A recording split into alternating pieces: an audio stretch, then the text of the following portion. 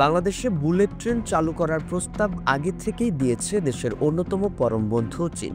তবে ভারতের স্বার্থে সেটা কার্যকর হওয়ার পথ রোধ করেন তৎকালীন সরকার প্রধান হাসিনা। কিন্তু সব জল্পনার অবসান ঘটিয়ে বাংলাদেশ এখন বুলেট ট্রেনের যুগে প্রবেশের পথে। চট্টগ্রাম থেকে ঢাকা রুটে দ্রুত চলাচলের জন্য যে প্রকল্পটি গ্রহণ করা হয়েছে তার সম্ভাব্যতা যাচাইয়ের কাজ ইতোমধ্যে শেষ হয়েছে। নকশার কাজও প্রায় চূড়ান্ত পর্যায়ে পৌঁছেছে। এই উচ্চগতির রেল সেবা চালু হলে ঢাকার সঙ্গে চট্টগ্রামের দূরত্ব মাত্র ৫৫ মিনিটে পার করা যাবে, যেটি আগে ৬ ঘন্টা সময় নিত।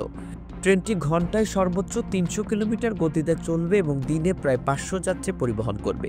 এর জন্য প্রতিটি যাত্রীকে প্রায় ২,০০০ টাকার ভাড়া দিতে হবে।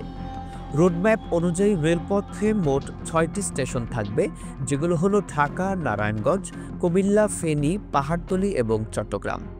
যদি ট্রেন এসব স্টেশনে ৩ মিনিট করে থামে তবে সময় বাড়বে ১৮ মিনিট, ফলে মোট সময় হবে ৭৩ মিনিট। অন্যথায় যদি স্টেশনে না থামে তবে ৫৫ মিনিটেই পৌঁছানো যাবে। তবে চূড়ান্ত অনুমোদনের পর থামবে কিনা সে বিষয়ে সিদ্ধান্ত নেওয়া হবে। ২০১৭ সালের মার্চে অনুমোদন পাওয়া এই প্রকল্পের সম্ভাব্যতা যাচাইয়ের কাজ শেষ করেছে চায়না রেলওয়ে ডিজাইন কর্পোরেশন এবং মজুমদার এন্টারপ্রাইজ যৌথভাবে।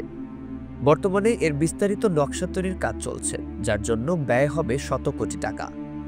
নকশার কাজ শেষ হওয়ার পর চায়নার রেলওয়ের প্রতিনিধিরা চূড়ান্ত অনুমোদন দেবেন এবং তারপর প্রকল্পটি একনেকের কাছে অনুমোদনের জন্য যাবে।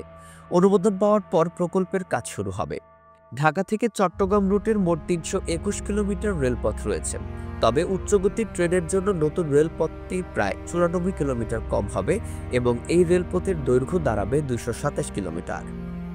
বর্তমানে যাতায়াতকারী রেলপথে ঢাকা, ব্রাহ্মণবাড়িয়া, কুমিল্লা, ফেনী, পাহাড়তলী ও চট্টগ্রাম রয়েছে। তবে বুলেট ট্রেনের জন্য সরাসরি ঢাকা থেকে নারায়ণগঞ্জ, কুমিল্লা হয়ে চট্টগ্রাম পৌঁছাবে, ফলে ৯৪ কিলোমিটার কম পাড়ি দিতে হবে।